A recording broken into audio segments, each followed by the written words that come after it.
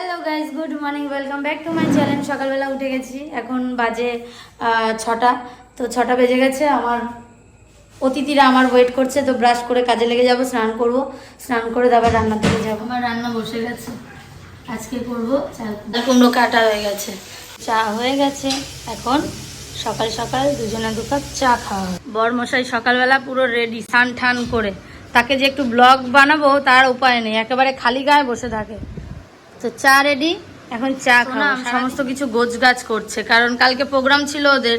সমস্ত কিছু জিনিসপত্র ছড়ানো রয়েছে, সেগুলোকে গোছগাছ করছে। সকাল একসাথে বসে চা খাওয়ার মজাই আলাদা, যতই আমরা সারাদিন মারামারি ঝুট ঝামেলা করি না। কমপ্লিট সকাল। বড়মশাই অফিস যাওয়ার জন্য রেডি, হাতে টাকাও নেই। কি অবস্থা! ক টাকা আছে খুচরো? 10 টাকা মতন আছে। কালকে এটিএম থেকে টাকা তোলোনি তো কি দিয়ে তেল ভরতা? তুমি যে বললা তেল ভরবা, মেয়ে গেছে পড়তে। তো ছোট মেয়েকে আজকে ওর যখন লেট হয়ে গেছে, তো বললাম যে তাহলে তুমি গিয়ে একটু নিয়ে আসো, তাহলে আর আমি যাবো না। তাই ও যাচ্ছে ছোট মেয়েকে পড়া থেকে আসবে বলে। সোনাম গিয়ে গেটটা খুলে দিয়ে আসলো। আমার পাপা পড়া থেকে ভীষণ সেই সকালে যাবে না করে, কি ম্যাম বলেছে শনিবারও পড়তে যেতে। 9:30 থেকে পড়াবে কালকে অঙ্ক, বাংলা, যাবো না, ও কোনো দিন যায় না, ও ঘুমাতে বলে না। এখন গিয়ে ঘুমা যা। অফিস যাওয়ার সময় হয়ে গেছে, তো বরমশাই এখন রেডি হচ্ছেন, ঠাকুর প্রণাম করছেন, তো বেরোবেন। 1 ঘন্টা ধরে প্রণাম করে, ঠাকুর প্রণাম করে।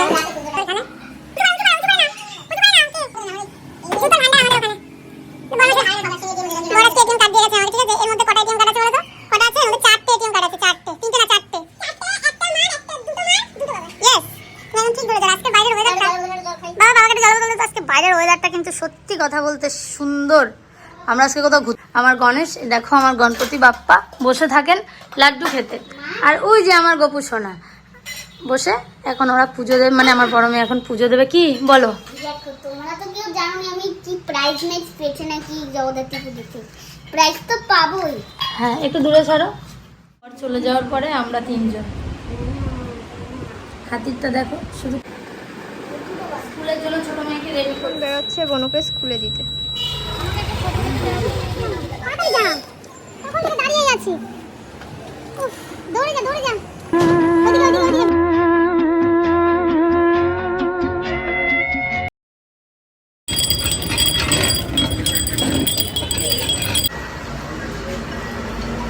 তো বন্ধ কর। এখানে মুড়ির মোয়াটা কিন্তু আমার মা বানায়নি, এটা কিন্তু আমি বানিয়েছি। তুমি কেন করছো এগুলো? ঠিক না, সবাই ভাবে তুমি বানিয়েছো, আমি কিন্তু বাড়ি এসে খেয়ে মানে বসে পড়েছে, ঘুমানোর নাম নেই। সুন্দর করে এরকম চাপ হয়ে যায়, এরকম করে চাপ। কিন্তু আমাদের তৈরি হয়ে গেছে।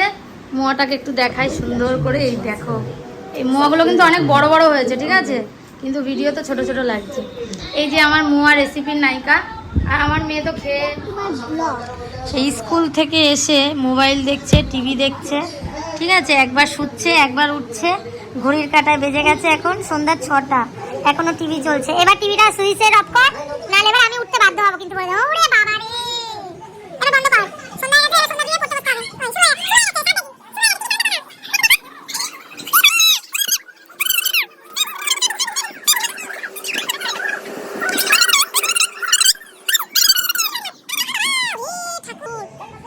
কি শুরু করে? এগুলো কিন্তু একদম ভালো।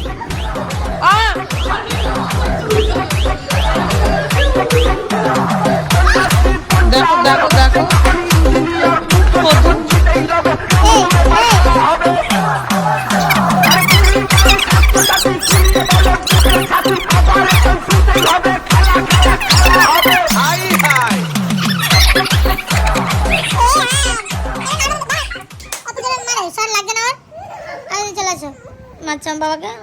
বাবাকে দেখি তোমার